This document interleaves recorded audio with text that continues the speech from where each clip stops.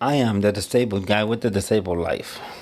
That podcast is going to be about disabled issues and other things that interest me and others from the disabled community. I did this so that people understand what we go through in life and what we do, because a lot of what we do, it is interesting. I am also going to talk a little bit about ADA and things of that nature. It's something that's very important to me and something that I learned a lot about when I did an episode. I'm going to talk more about it. Okay.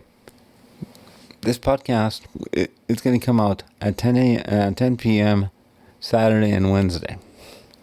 So, at so that's when that's when I think most people listen.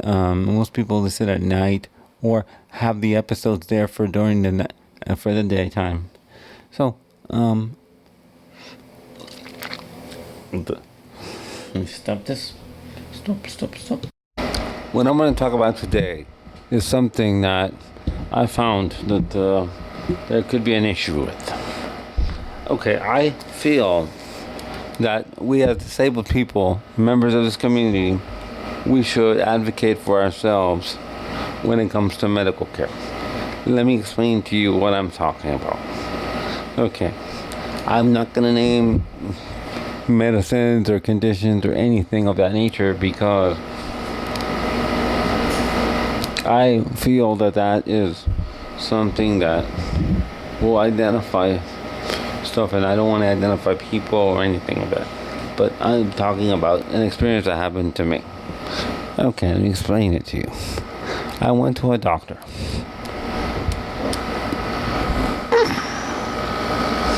So I went to that doctor, and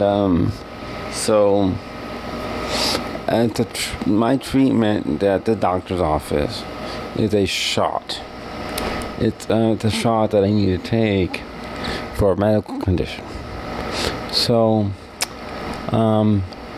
such doctor he said, okay, I want to put you on this shot, but I want you to go on a monthly shot.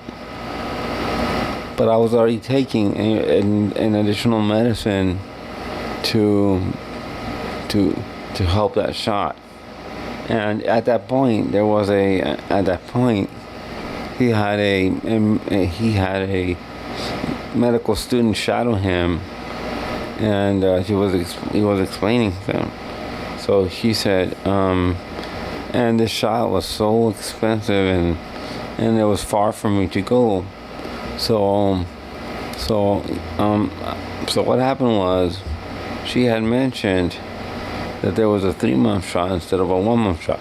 The only difference is that the only differences between the 1 month and the 3 months, it's higher. The 3 month is higher dose. So okay, so we talked about it, and he agreed for me to take the 3-month shot. And he agreed, but he told me you have to continue to take this medicine for as long, the oral medicine for the pill, for as long as you take the shot. And I said, no problem at all. So another thing that I wanted to do, because of a distance thing, most doctors don't like when you do a treatment and a visit at the same time. But due to distance and other factors in my life, that's how I decided to do it. And they said it was okay. But, it's not normal, because I don't want to go twice in 1 month. Or I don't want to go just for a shot that takes 5 minutes when I have to drive far away, even though I don't drive, but I get driven there. And so you understand what I'm saying. That's why I say advocate, because if not, people are gonna think that what they're suggesting is always correct, as long as you're medically safe to do what you want to do, discuss that with your doctor and see what they say. But remember, you always have to be medically safe first, because if you're not medically safe, nothing is gonna help. So yes. Another thing that happened to me that I spoke about, it's in a lot of doctors when they're not used to us, like at surgery centers, etc. They tend not to listen to us. They tend to listen to the family members a little bit more. Why is that? I don't know. I believe it would be lack of training. Because if I've signed the paperwork, I mean I'm capable of making those type of decisions. So, yeah, it's frustrating. I'll say this. Right in front of me, it wasn't even right in front of me at a surgery center, a person asked my family, they didn't ask me or talk to me. They go, does he know his medical history? I'm like, oh my God. Yeah, it's so frustrating that we had to deal with this. It's something that I am not comfortable with. That happens, but I tend to not.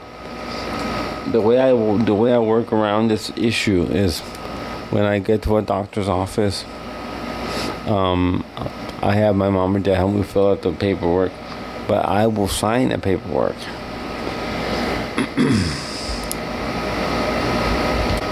Because what that does when you sign the paperwork,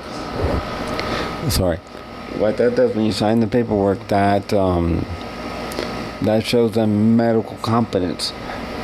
But you can only do that if you are medically competent. This is just advice I'm giving you, but I'm not a licensed anything. So, I'm just talking to you about my life. Once again, I am not a licensed anything. So please follow all doctor advice, but make sure that it's something that you agree with. And if something is different, talk to them, and you guys can come to some agreement or growth.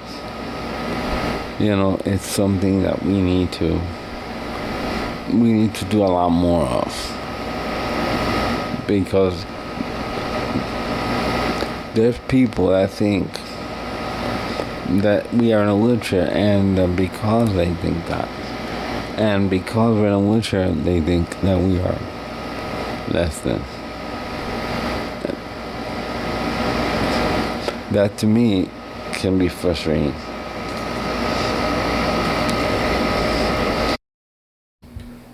Thank you for listening to my episodes. My episodes will come out Monday and Wednesday.